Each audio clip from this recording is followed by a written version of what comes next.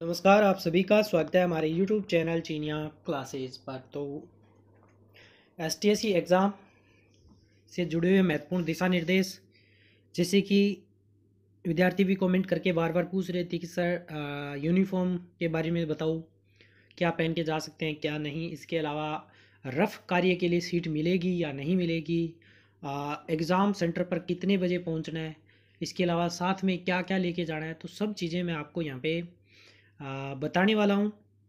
इस वीडियो में शुरू से अंत तक बने रहें ताकि आपको हर चीज़ क्लियर हो सके, और जब आप एग्ज़ाम देने जाओ तो आपको किसी भी बात की चिंता न रहे, हर जानकारी आपके पास उपस्थित हो।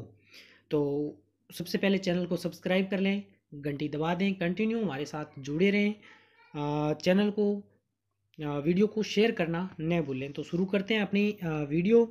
सबसे पहले सभी विद्यार्थियों के एडमिट कार्ड जारी हो चुके हैं। जिन्होंने भी एडमिट कार्ड अभी तक नहीं निकलवाए हैं, एडमिट कार्ड निकलवा लें। और एडमिट कार्ड की बात करूं तो एडमिट कार्ड जब आप ले रहे हो स्कूल से, तो स्कूल उसके साइड में एक वहीं ऊपर ही आपकी फ़ोटो के पास में ही लगा होता है कि शाला प्रधान से मोहर और उनके हस्ताक्षर आपको वहाँ पे करवाने हैं। तो अवश्य रूप से वो करवावें, क्योंकि इसमें स्पष्ट लिखा हुआ है कि जैसे पहली लाइन में आपको पढ़ के बताता हूँ। परीक्षार्थियों को शाला प्रधान से प्रमाणित प्रवेश पत्र, प्रमाणित का मतलब है कि वहाँ पे आप स्कूल से मोहर लगी होनी चाहिए और उसके ऊपर सिग्नेचर भी होनी चाहिए। अगर अभी तक ऐसा आपने सीधा साइन वगैरह नहीं करवाया है तो अभी आपके पास कल का टाइम है, आप करवा लें।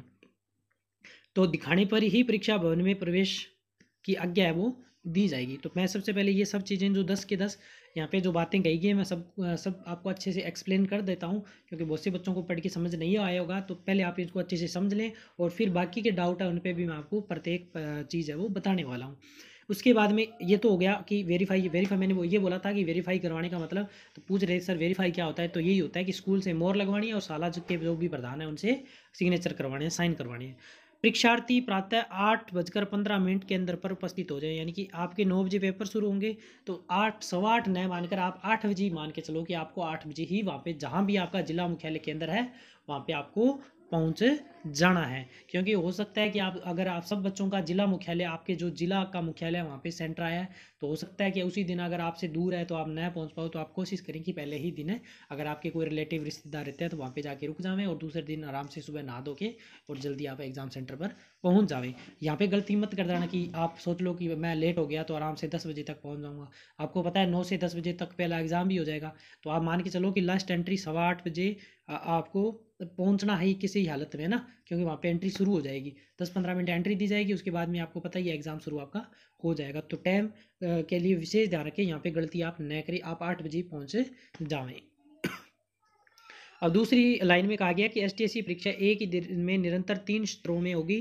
प्रथम स्तर है वो बौद्धिक परीक्षा यानी कि मेट, द्वितीय स्तर में LCT और तृतीय स्तर में सेट का पेपर होगा। प्रत्येक स्तर के दौरान 15 मिनट का आपको अंतराल दिया जाएगा। यानी कि विद्यार्थी सुबह जल्दी जा रहे हैं तो खाना खा के, अगर आप नहीं जा रहे हो तो वैसे तो सब नाश्ता करके जाएं, क्योंकि गर्मी का टाइम है तो दिक्कत आ सकती है। वैसे भी एग्ज़ाम जब देने जाते हैं तो दिमाग पे स्ट्रेस है वो बहुत ज़्यादा हो जाता है।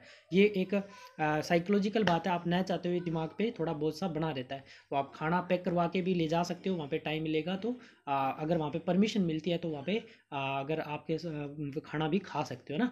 तो ये भी आप एक ध्यान रखें और कोशिश करें कि खा के ही जाए घर से। आपके 3 पेपर होंगे एक ही दिन में, ये मैं बहुत अच्छे से आपको बहुत पहले बता चुका हूँ। पहला मेट का होगा, दूसरा LCT और तीसरा आपका सेट का एग्जाम होगा। प्रत्येक पेपर के बीच में आपको 15 मिनट का टाइम मिलेगा। एक ही सेंटर पे सारे के सारे पेपर होंगे, सेंटर आपका जो दे रखा है वहीं पे पेपर होगा। उत्तर पत्रक यानी कि OMR शीट पर अंकित सभी प्रविष्टियों को सावधानी पूर्वक भरें।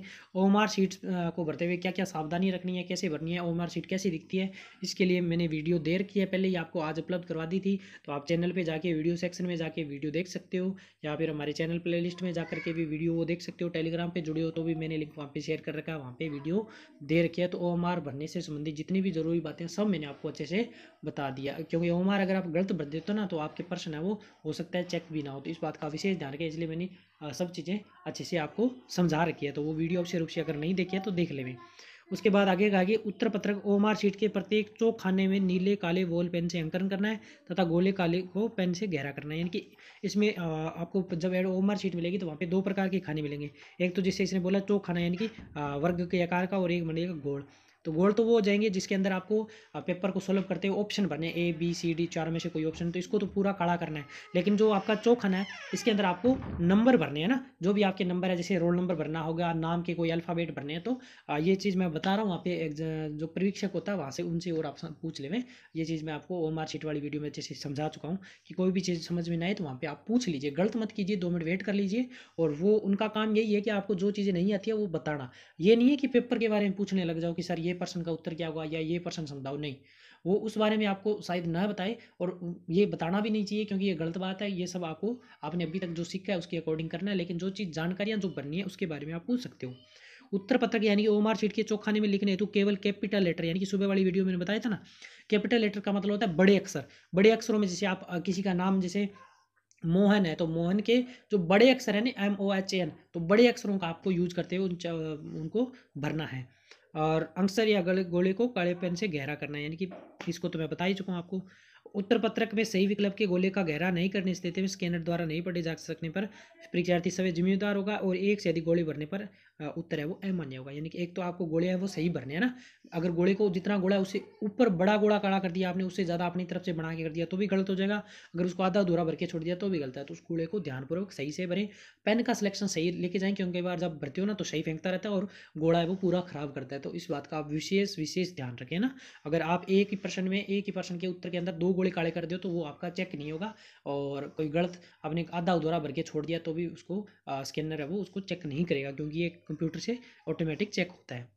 इस परीक्षा में गलत उत्तर के लिए अंक नहीं काटे जाएंगे, नेगेटिव मार्किंग नहीं। अगर कोई प्रश्न गलत हो जाता तो आप ये मत सोच के चले कि आपके नंबर काटे जाएंगे, इसमें कोई नेगेटिव मार्किंग नहीं होती है।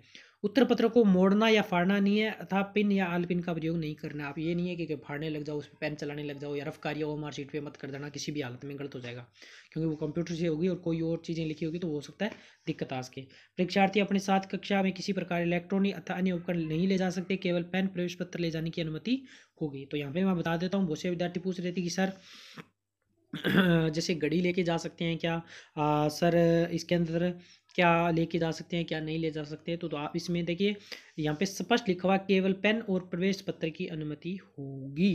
क्योंकि पिछली बार इसके अंदर आपके आधार कार्ड या और कोई ID की बात नहीं की गई होती है ना।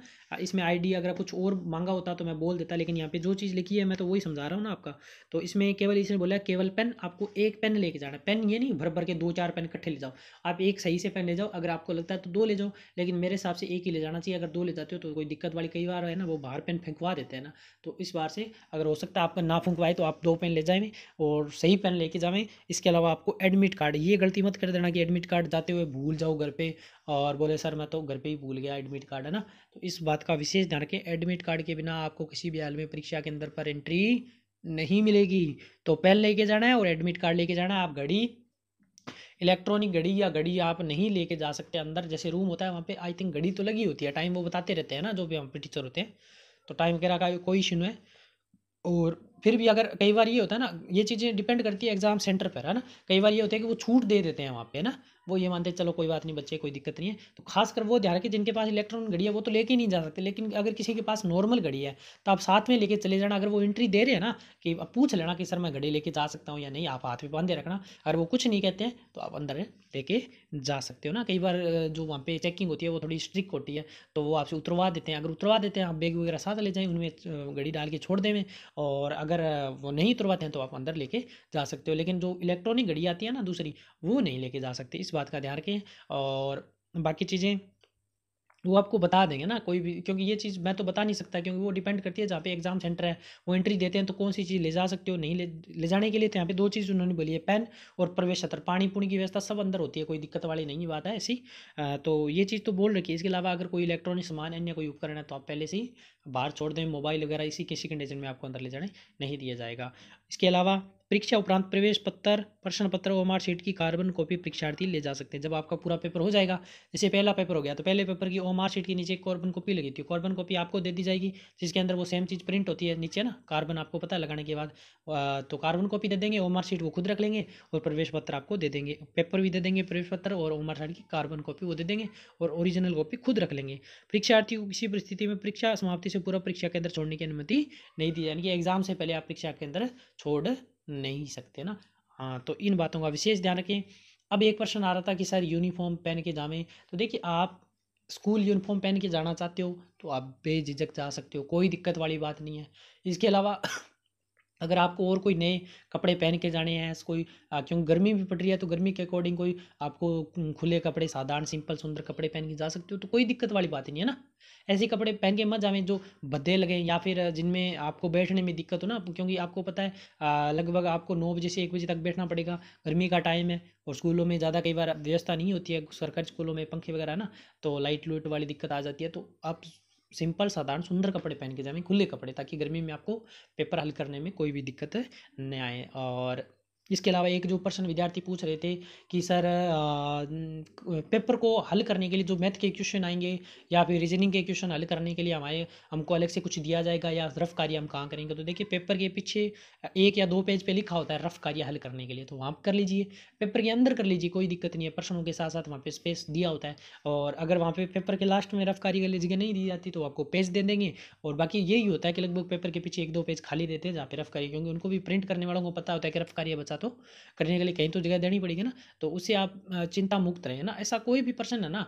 बाकी सब चीज़ें मैं साथ के साथ डाउट क्लियर कर चुका हूँ, लेकिन फिर बावजूद अगर कोई ऐसा कुछ भी चीज़ है तो जब एग्जाम सेंटर में जाते हो तो वहाँ पे उनसे जो भी चीज़ आपको पूछनी है वो पूछ सकते हो ना। और मार्कशीट भरने से संबंधित कोई चीज़ है, कोई आपको अगर दिक्कत है, कोई भी चीज़ है, पानी पूनी की समस्या है ना, तो सब चीज़ें वहाँ पे आप उनसे बात करके और वो चीज़ें आपको बता देंगे ना। अनावश्यक आपको कुछ नहीं पूछना पेपर के बारे में, ये प्रश्न समझ नहीं आए ऐसा कुछ आप नहीं पूछ सकते, और फालतू की बात नहीं करनी है। आप अपना आराम से पेपर सॉल्व करके आइए, जो आपने मेहनत करी है नक्कल नुक्कल मारने की बिल्कुल भी कोशिश ना करें। आपको पेन लेके जाना है, अपना एडमिट कार्ड लेके जाना है, सिंपल साधारण सुंदर कपड़े, स्कूल यूनिफॉर्म पहन जाते हो तो कोई दिक्कत वाली पहन जा सकते हो, ये नहीं है कि नहीं पहने, लेकिन आप कोशिश करें नए कपड़े सुंदर कुछ भी पहन के जाएं। स्कूल यूनिफॉर्म तो अक्सर आप स्कूल में पहन के जाते ही हो, तो यहाँ पे कोई भी सुंदर ड्रेस आप आपके पास जो भी है आप आराम से पहन के जाइए गर्मी के अनुसार, और अपना साफा वगैरह वो भी बैग में लेके जाएं, क्योंकि गर्मी भी पड़ रही है, तो इन चीज़ों का विशेष ध्यान रखें।